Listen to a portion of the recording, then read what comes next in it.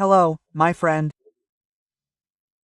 It's Magnisk and it's starting with more ice. It will be the main topic of our conversation today, this Wednesday, July 30th, the birthday of the Brazilian Air Force pilot, up in the skies of Italy.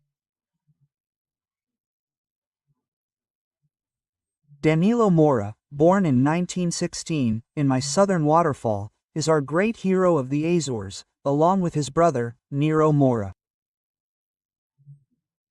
Danilo Moura has an episode, an adventure that became an opera, Danilo's Opera.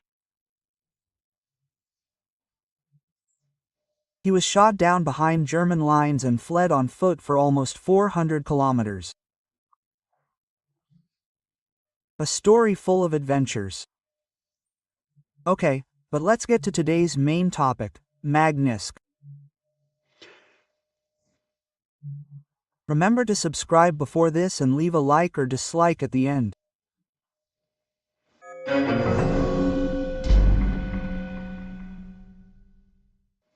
It's Magnisk and it should continue. It started with Minister Alexandre de Moraes. Why do I say this? Because I didn't say it, the Treasury Secretary announced it. What's the point of a U.S. Minister of Economy or Finance?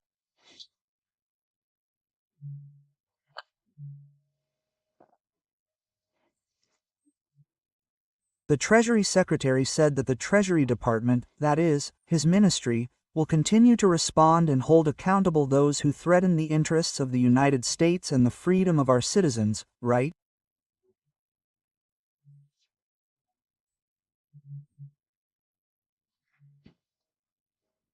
Scott and Besant.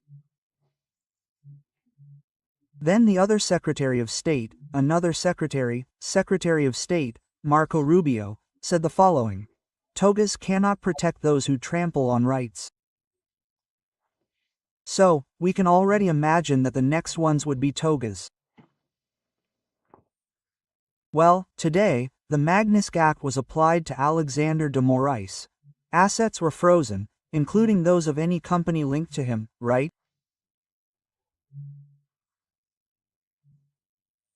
Family, just as I haven't seen, any assets in the United States, any financial transactions, assets, connections, it could be credit cards, bank accounts, banks with branches in the United States, airlines with branches in the United States, social media networks based in the United States, he's all out of it. It's a punishment, it's a law. I'll explain the law later, which applies to those who disrespect human rights. But let's get to what the Treasury Secretary said, that Moraes is responsible for the oppressive censorship campaign, arbitrary detentions that violate human rights, and politicized trials against former President Jair Bolsonaro.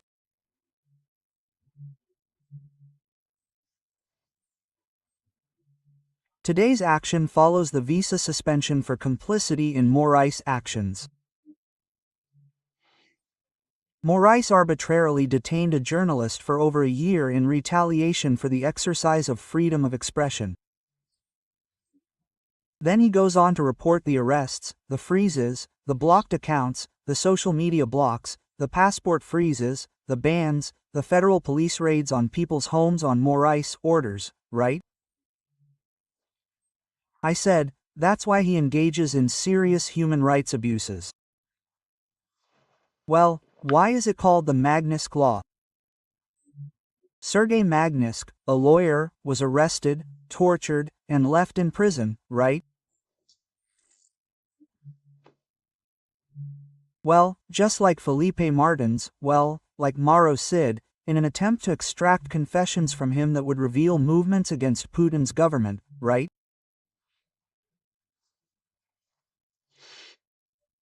And he ended up dying in prison, just like Plessau, right? So, there's a similarity, right, with these two cases, right? Well, but the Moraes issue doesn't end there.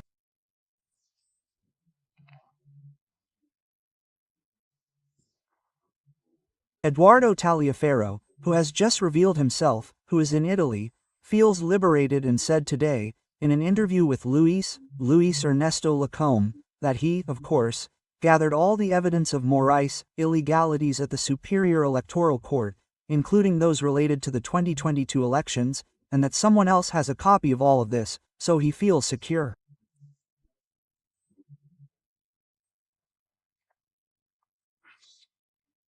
Well, just to remind us, he was head of the Special Advisory Office for Combating Disinformation at the Superior Electoral Court. He was removed from office due to a domestic violence case. It has nothing to do with the court, right? Ah, so you say it won't do any good for now. Well, and another issue, a group of 16 European deputies is approaching the European Parliament asking the European Union to also adopt sanctions against Morais, right, for flagrant violations of human rights and democratic principles, right? Oh, this coincides with the release in Europe, more precisely in Lisbon, of a documentary about Morais, right, by journalist Sergio Tavares, the one Morais ordered detained at the airport, right, when he went to Sao Paulo to participate in a demonstration on Paulista Avenue, right? Oh, and the letter from these European deputies says that a judge in Brazil destroys democracy under the pretext of defending it, right?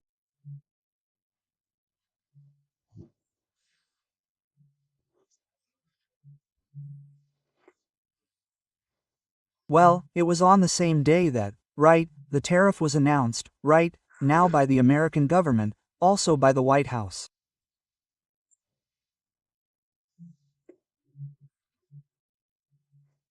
The additional tariff was already 10%, then another 40% to make it 50%. It's not starting July 31st, it's starting August 6th, meaning they gave Trump a week's notice of the decree's announcement, right? Well, I remember back then, when Trump announced the 10% tariff, it was the lowest tariff in the world, it benefited Brazil, right? It was very small, just to compensate for some tax breaks Brazil received for products it was exporting to the United States, right?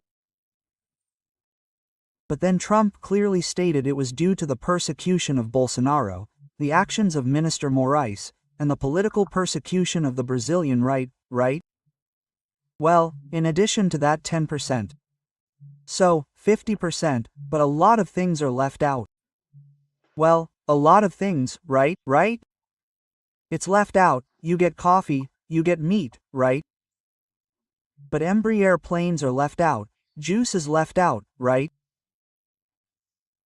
Many metals and minerals that are of interest to the United States are excluded. There's a list of 700 items that are excluded, right? Some types of wood pulp, right? Apparently, it includes the wood framing factory that's already shipped to the United States, right? Which is of interest to the Americans. 700, but it includes a lot of things. Products from petroleum, for example, are excluded, right? Some chemical products too. Yeah, and they warn that anything in transit there won't be allowed. Anything that's already left Brazil won't be allowed, right, once it arrives there. Yeah, well, but then we'll see what the Americans say. Yeah, the announcement starts next Wednesday, right?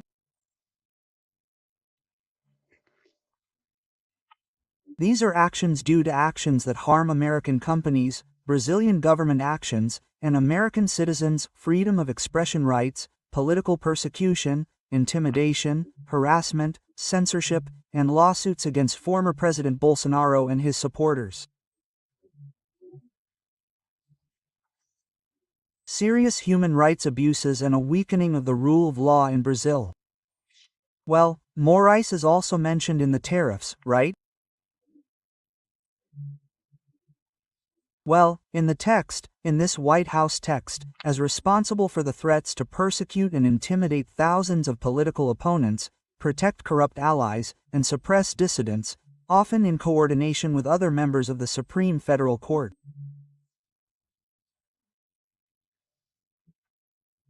And it also mentions journalist Paulo Figueiredo, who is being prosecuted in Brazil for statements made on American soil, which violates the First Amendment, which deals with freedom of expression in the United States, right?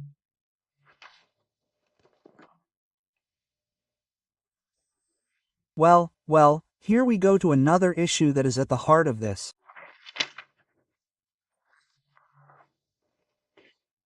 Without strategic planning, Brazil acted. The Lula administration acted as if nothing had happened, did nothing, right?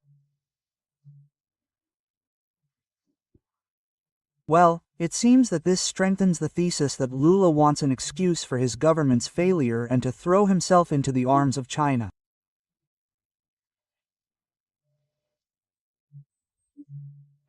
One of the signs is that our Chancellor, Minister of Foreign Affairs, Mauro Vieira, was in New York at the UN these days, Monday and Tuesday, this week. He went to Washington to defend Brazil, not to defend Ramas at the UN. That was the trade-off, right? A similar trade-off to the one Lula made, another significant one on the 80th anniversary of the victory of the Allies, where Brazil is. Instead of celebrating at the monument to the fallen at Flamengo Park, he went to celebrate in Moscow a day later. He could have done both, but neither did the Brazilian. He went there to celebrate the Soviet Union's victory with Putin. Well, and there's another thing, right? Well, now, on the same day, Lula gives an interview to the New York Times, right? The title is, "Nobody Challenges Trump Like the President of Brazil." How did he say he wanted to negotiate? Was he waiting for Trump to call, to take the initiative and call? Well, then he repeats everything we've heard, from Trump, Nazi fascist, all that stuff, right? Nationalism is opportunism, old-fashioned populism, mocking Trump. He even goes so far as to say that if Trump were in Brazil, he would be facing criminal charges like Bolsonaro for the Capitol invasion. And look, he mocked Trump every day. Now he's saying it's the sacred day of sovereignty.